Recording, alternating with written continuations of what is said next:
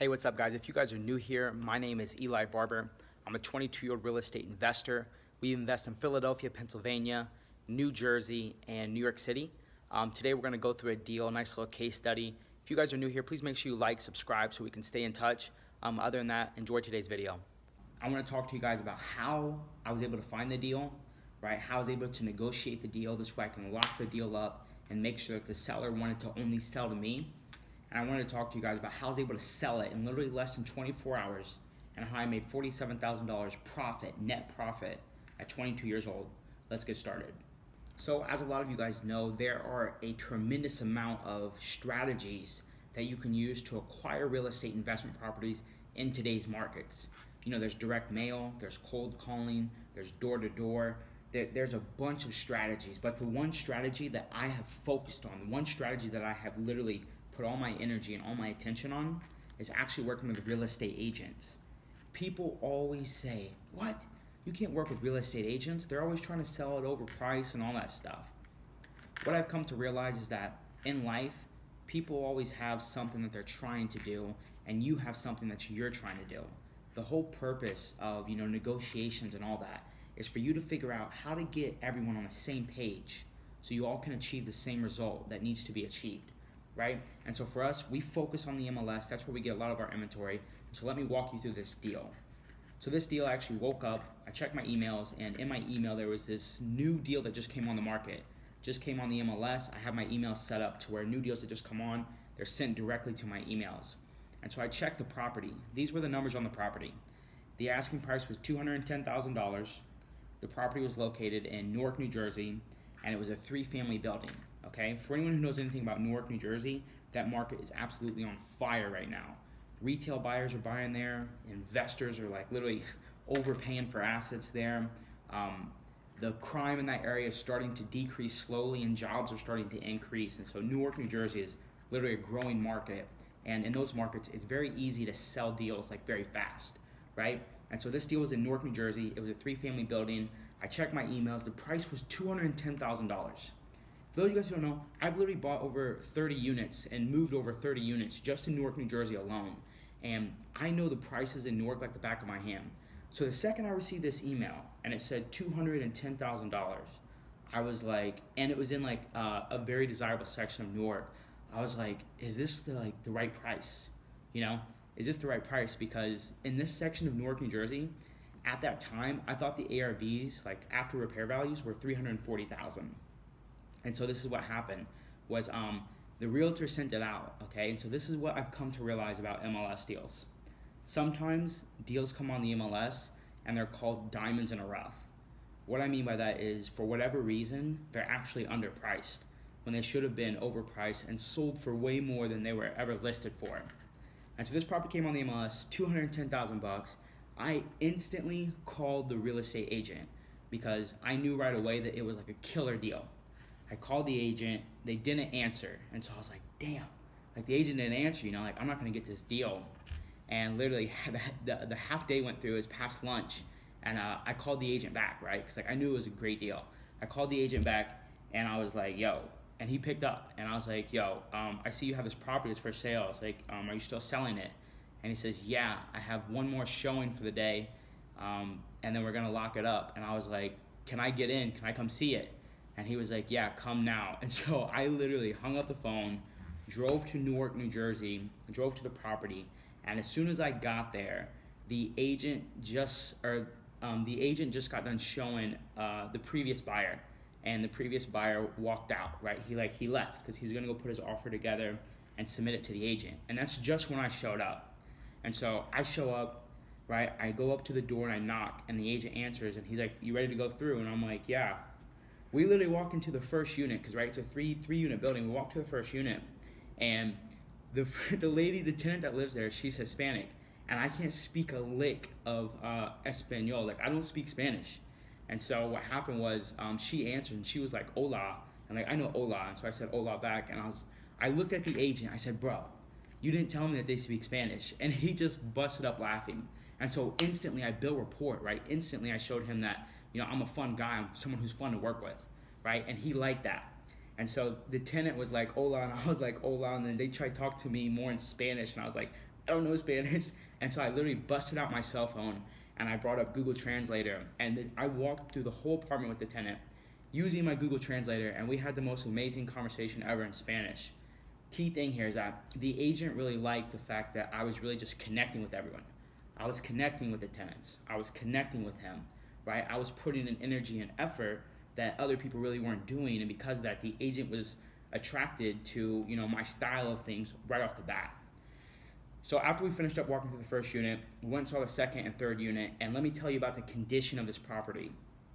I don't know if you guys have ever seen a new construction building, right? New construction is typically a building that's been built within the past 10 or 15 years, and the insides of a new construction are much different than the insides of an older building, right? Because new construction, they typically have like washer and dryer hookups. They typically have the boilers and water tanks, they're typically in the unit. Just based off what we see in our markets. And so what happened was that as I was walking through these units, the finish, the style, the condition of the units, they were set up as new construction, which is super valuable for one main reason, because when the unit is set up as though it's new construction, it actually brings in higher rent because it's a nicer condition and tenants will pay more to live in those kind of units. And so I was walking through here and I was like, I can't believe this thing they're only asking $210,000, because I was like, this thing can sell for like $350 to a retail buyer versus selling to an investor. I was like, this thing can sell for $300 to $350 to a retail buyer. And so it wasn't adding up to me, right? And so I finished walking through all three units. We get down in the basement and I figured out why.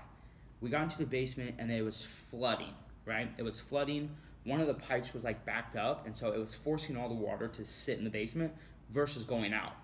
I don't have a plumbing background, but I've done enough investment properties and I've worked with a tremendous amount of contractors to understand in that moment that it was literally like there was just something wrong with the pipe, which I knew it wasn't like a serious issue. And so we finished up walking through the basement, like my shoes were wet and all that, but I don't care about any of that. As we're walking out of the back of the house, right? Because I finished walking through, checking out everything. I walk out the back of the house, and the agent asked me, "So, what do you think?" And I said, because I don't just answer things right off the bat. I was like, "So what happened with the last buyer?" Right? The agent looked at me and he said, "Well, he went home to put together his offer." I looked at the agent right in the eyes and I said, "I'll cut you a check right now for full asking price if you sell it to me right now." That's what I told the agent in that moment. And the agent literally said to me, he was like, "Let me run home and let me calculate my numbers and I'll get back to you." I was like, "What?" I was like, "What'd you just say?" That didn't make sense to me. And I was like, I think I just lost the deal, because I was too aggressive. I was too ready. And, the agent left. I left the property. He was done showing it for the day. I was the last showing. And right as soon as we got out, I told him, like, "Yo, I'll give you full asking price. I'll write a check right now, a $210,000 check right now to buy this thing." And he was like, "Let me go count my numbers." And so he left, and I didn't hear from him for like 2-3 hours. I was like, "Yo, like, what's going on?" My mind started to turn a little bit. And the agent ends up calling me, and we're talking about the property a little bit. And he's like, "So you said you wanted it for 210, right?" I was like, "Yeah." He was like, "I can get it to you for $187,000 if you're willing to work with me." And I said, "Absolutely." I said, "Yeah, I'll take that." And so, because what he wanted to do is he wanted to find an investor that he could work with over and over again. He wasn't really just looking for a one-time buyer. And so I was like, perfect, let's do it. And so he actually ended up selling it to me at 187. The seller was super happy to sell it at 187. And everyone was satisfied with that number. And so let's get into some in terms of the profitability, right? Actually, let me review. So to review, right, I was good to pay $210,000. Why? Because the after repair value, so after we bought the property and did whatever renovations were necessary, once the renovations were done, the property would be worth a minimum of $340,000, right? And so instantly, if you buy it at $210,000, you're already buying it with over $130,000 in equity in the building, which is like a crazy deal, right? And it's a 3-family building that cash flows like crazy, right? And so it's a super sweet deal. And so let's think about this. We're originally going to buy it for $210,000. We ended up buying it for $187,000. because the agent was good to sell it and the seller was good to sell it at 187. And so we bought it at 187. The rehab on it was 20,000 bucks. Okay, so the rehab was 20,000 bucks. So 187 plus 20 puts us at 207, and the building's worth like 340. Okay, and so that was the numbers. And so I went based off those numbers, and we locked it up, put it under contract, and this is what happened next. So a lot of you guys know that we run the 3 largest real estate events. We have the New Jersey Real Estate Investor Association, New York Real Estate Investor Association, and Philadelphia Real Estate Investor Association. I'll put those links down below, so if you guys are in the New Jersey, New York, or Philadelphia markets, definitely come attend one of our events and check them out. But because we run these events, like, I run into a lot of incredible people to work with, right? I run into partners who have cash that are willing to invest with me. I run into contractors, I run into plumbers, electricians, right? Attorneys, literally, I run into everything from our real estate events. And I partner up with people, I sell deals to people from our real estate events, right? And so there was a lady who came to one of our events, and I knew that she was interested in investing in real estate. And so I put this deal under contract. I ended up calling her, and this was all within 24 hours. I ended up calling her. I said, hey, were you able to buy anything yet? And she said, no, she's still looking. And I knew her criteria already, and so from that, I was like, I have a deal that might fit your criteria. And I sent her all the details, and she said that she wanted it. And so I ended up selling it to her for $250,000. Okay, so just to review, I had this thing under contract for $187,000. What that means is that I have the rights to buy it or basically do whatever I want as long as I pay the 187.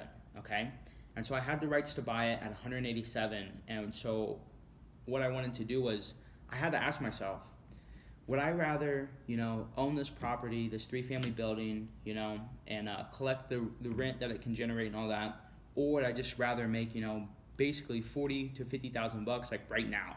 And to me, money today is more important than money tomorrow. I'm still in the phase of my life where I'm just generating income and building up a lot of income, right? And so I was like, I'd rather just flip this thing to one of the investors that I know. And so she said that she was good to buy it for 250,000 bucks from us. And I was like, holy smokes, this is gonna be like the craziest deal ever, right? And so let me walk you through the numbers. Right, and so the ARV on this thing was 340,000. The gross income was 1,300 per month, per unit, I'm sorry, 1,300 per unit. I had it under contract for 187. The rehab came back at 15,000, okay? The wholesale fee, she paid me 47,000 bucks to buy it from me, and she was all in around 250,000, okay? 3 units, the taxes were around 7,000, and the property insurance on a 3-unit building in this area was 1,800. Now, a big reason why she wanted to buy this is because she was looking for a cash flow building that she could own. She had the capital, she had cash sitting around, and so she was really looking for a place to put her money that would generate the returns that she needed, right? And so here are some of the returns.